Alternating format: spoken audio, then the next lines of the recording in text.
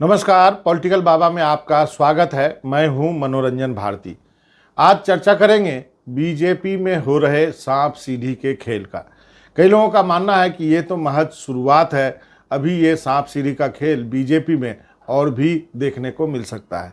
वजह क्या रही है? वजह यह रही है कि किसी को कानों कान खबर तक नहीं हुई और एकाएक ये खबर आई कि बीजेपी जो है, या कहें प्रधानमंत्री और अमित शाह जो है, वो गुजरात में मुख्यमंत्री बदल रहे हैं। विजय रूपाणी को जाना पड़ गया और उसके बदले भूपेंद्र पटेल जो है उनको शपथ दिला दी गई। अब इसके पीछे की पृष्ठभूमि क्या रही है? कई चीज़ें कही जाने लगी हैं कि पिछले दिनों जो कोविड का संकट था उसमें गुजरात ने बहुत अच्छा परफॉर्म नहीं किया था, इसलिए जो है वो रूपाणी साहब को कुर्सी से हाथ धोना पड़ा। एक रिपोर्ट की माने तो ये भी कहा गया कि आरएसएस बीजेपी ने एक सर्वे कराया है और उस सर्वे में ये देखने को मिला है कि यदि रूपाणी गुजरात के मुख्यमंत्री बने रहते हैं तो बीजेपी जो है वो राज्य दोबारा से जीत नहीं सकती है, इसलिए उनको हटा दिया गया है और एक नए चेहरे को लाया गया है। जो नए मुख्यमंत्री हैं भूपेंद्र पटेल, वो अभी तक उनको कोई अनुभव नहीं है प्रशासनिक। हालांकि वो म्यूनसिपल लेवल या गुजरात में या कहें अहमदाबाद के राजनीति में काफ़ी उनका अनुभव रहा है, लेकिन पहली बार के विधायक हैं और पहली बार के विधायक को मुख्यमंत्री की कमान सौंप दी गई है। कई नए जो है कंटेंडर थे वहाँ पे। सबसे बड़ा नाम जो है नितिन पटेल का लिया जा रहा था कि नितिन पटेल जो है वो उनको जिम्मेदारी दी जाएगी, लेकिन प्रधानमंत्री नरेंद्र मोदी और अमित शाह ने एक रणनीति के तहत एक नए चेहरे पर दांव खेला है, जिसके बारे में कोई भी आप जो है मन नहीं बना सकते हैं कि इनके परफॉर्मेंस को लेकर के, यानी आप कहें तो बीजेपी ने वहाँ पे एक क्लीन स्लेट के सहारे जो है वो शुरुआत की है, जिससे कि कोई भी चार्ज जो है भूपेंद्र पटेल पर ना लग पाए और एक ऐसा चेहरा लाया है जो कि उनको लगता है कि अगले चुनाव में उनके जरिए जो है बीजेपी अपना दांव खेल सकती है। अब आपको थोड़ा पीछे ले जाना चाहूँगा। 2016 की बात करें, विजय रूपाणी को लाया गया था। ये कहा गया था कि हम अमित शाह के आदमी हैं। उस वक्त जो है आनंदीबेन पटेल को हटाया गया था, उसके बाद विजय रूपाणी को लाया गया था। आनंदीबेन पटेल ने कहा था कि पाटीदार आंदोलन में उनको जानबूझ के बदनाम किया गया, या कहें उन्होंने ये इशारा किया था कि पाटीदार आंदोलन को बीजेपी के तरफ से ही हवा दी गई जिससे कि वो बदनाम हो, और उसके बाद उनको कुर्सी छोड़नी पड़ गई। लेकिन इस बार कहा जा रहा है कि मुख्यमंत्री बनाने में आनंदीबेन पटेल की ही चली है, और क्योंकि भूपेंद्र पटेल जो हैं वो उनके ही जो है प्रोटीजी माने जाते हैं, उनके काफ़ी करीबी हैं, और जिस सीट से जीत कर आते हैं वो सीट भी जो है आनंदीबेन पटेल की पुरानी सीट है। अब इस एक मुख्यमंत्री बदलने को लेकर के क्यों कहा जा रहा है कि बीजेपी में सांप सीढ़ी का खेल चल रहा है और ये खेल आने वाले दिनों में भी चलेगा? आपको बता दूं कि जब से नरेंद्र मोदी और अमित शाह यानी 2014 से बात करें तो इनके 2014 से लेकर अभी तक करीब 20 मुख्यमंत्रियों ने शपथ लिया है बीजेपी के, जिनमें से 8 मुख्यमंत्री जो है वो अपनी कुर्सी गंवा चुके हैं, यानी उसको बदला गया है। आप कह सकते हैं कि 40% मुख्यमंत्री को अपनी कुर्सी गंवानी पड़ी है। कई ऐसे नाम हैं। आसाम में आप देख लीजिए, सर्बानंद सोनोवाल, उनकी कुर्सी चलेगी, उनके बदले हेमंत बिस्वा शर्मा को चीफ मिनिस्टर बनाया गया, जबकि दोबारा जीती वहाँ पर आसाम में बीजेपी। हेमंत बिस्वा शर्मा जो है कांग्रेस में पहले रह चुके हैं, लेकिन फिर भी उनको मुख्यमंत्री बनाया गया। कर्नाटक में आपको मालूम है कि येदियुरप्पा की कुर्सी चली गई है, उनको काफ़ी मशक्क़त के बाद जो है वो बीजेपी आला कमान ने हटा दिया।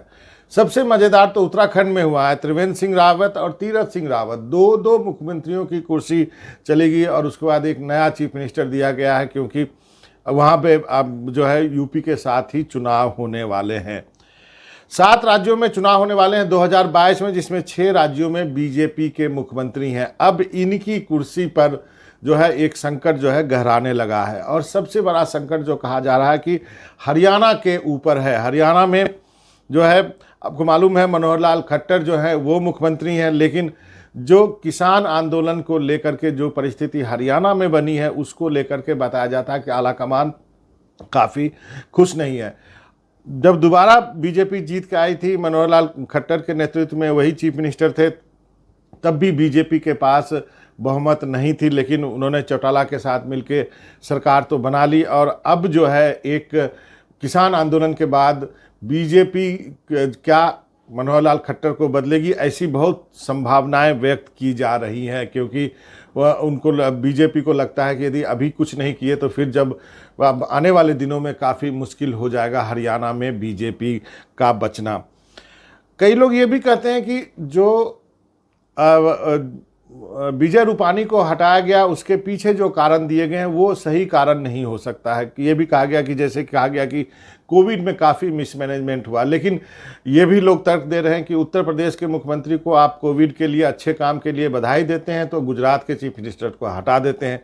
क्या सच में रूपानी की गलती हुई है? जानने वाले ये भी कहते हैं कि 2014 में ही जब नरेंद्र मोदी दिल्ली आए थे तो उसके बाद से उन्होंने गुजरात पे अपनी विशेष नज़र बनाई रखी थी और एक अधिकारी को वहाँ के चीफ मिनिस्टर ऑफिस में नियुक्त किया गया था जिनको करीब 6 बार एक्सटेंशन दिया गया। तो इसका मतलब वो अधिकारी के जरिए भी एक जो कामकाज पर, मुख्यमंत्री के कामकाज पे नज़र जो है वो प्रधानमंत्री खुद रखते थे। तो ये कहना गलत होगा कि रूपानी की गलती थी। हाँ, ये ज़रूर है कि शायद बीजेपी को या प्रधानमंत्री को फीडबैक होगा कि रूपानी उतने पॉपुलर नहीं रह गए हैं, लेकिन यही बात उत्तर प्रदेश पे भी लागू होता है। कहा जा रहा है कि जो है योगी आदित्यनाथ उतने पॉपुलर नहीं है, प्रधानमंत्री की पॉपुलरिटी भी गिरी है। बहरहाल जो भी हो, लेकिन जैसा मैंने कहा कि मुख्यमंत्री बदलने का सिलसिला जो है जारी है। कई मुख्यमंत्री तो जो जिनके नेतृत्व में बीजेपी चुनाव में गई, जैसे महाराष्ट्र में फडणवीस के समय तो दोबारा उतनी सीटें नहीं जीत पाई। झारखंड में रघुवर दास थे तो वहाँ पे सत्ता परिवर्तन हो गया।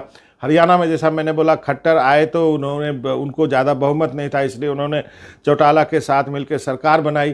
तो अब जो है 2 मुख्यमंत्रियों की जान जो है वो सांसद में दिख रही है। एक हरियाणा के मुख्यमंत्री मनोहर लाल खट्टर और दूसरा त्रिपुरा के बिप्लब देब। इन दोनों के बारे में कहा जा रहा है कि आने वाले दिनों में इस पर जल्द ही कोई निर्णय जो है बीजेपी आला कमान लेगा, क्योंकि बीजेपी को लगता है कि आने वाले दिनों में यदि 2024 के पहले ये सारे बदलाव नहीं किए तो मुश्किलें आ सकती हैं। और सबसे बड़ा दांव जो है उत्तर प्रदेश पे खेला जाना था। जैसा कि आपने महसूस किया होगा कि एक समय में उत्तर प्रदेश को लेकर के भी काफ़ी मंथन हुआ, दिल्ली में मीटिंग हुई, कुछ नए मंत्रिमंडल में भर्ती होने थे, लेकिन किसी तरह से योगी आदित्यनाथ जो है अपनी कुर्सी भी बचा गए और साथ में वो जो चाहते थे उसको करने में भी सफल रहे। तो अभी तक तो उत्तर प्रदेश को नहीं छेड़ा जा रहा है, लेकिन कल को क्या होगा इस सांप सीढ़ी के खेल में कहा नहीं जा सकता, क्योंकि अब जो बीजेपी है वो एक बदली हुई बीजेपी है। वहाँ पर अब जो है वहाँ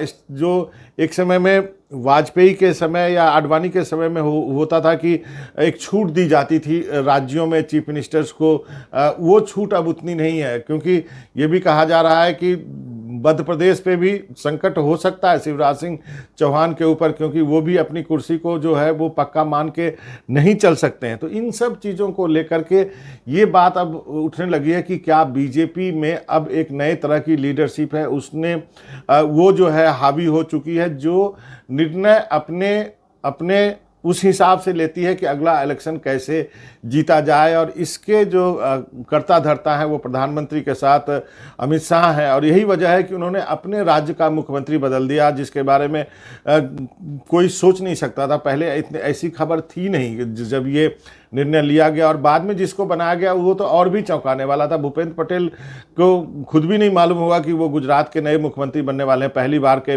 विधायक हैं। तो अब आप मान के चलिए कि बीजेपी के जितने भी मुख्यमंत्री हैं वो अब अपने आप को पक्का नहीं मान सकते हैं कि उनकी कुर्सी बची हुई है। इसलिए आने वाले दिनों में देखिए इस सांप सीढ़ी के खेल में क्या होता है, क्योंकि 2 इशारा तो मैंने आपको कर ही दिया, मनोहर लाल खट्टर और त्रिपुरा में बिप्लब देब। गोवा के बारे में भी कहा जा रहा है कि गोवा में भी कुछ न कुछ चीज़ें जो है वो जो है बीजेपी आला कमान सोच रहा है। तो इसका मतलब ये है कि बीजेपी में सांप सीढ़ी का खेल शुरू हो चुका है और ये खेल अभी जारी है। आने वाले दिनों में आपको ऐसी भी चीज़ें देखने को मिल सकती है कि शायद बीजेपी के शासित प्रदेशों में एकाध और चीफ मिनिस्टर की कुर्सी चली जाए और सांप सीढ़ी का खेल ये चलता रहे। तो आज पॉलिटिकल बाबा में इतना ही। मनोरंजन भारती को इजाज़त दीजिए। कल कुछ नए टॉपिक पर नया पॉलिटिकल बाबा आपके पास लेकर के आएंगे। नमस्कार।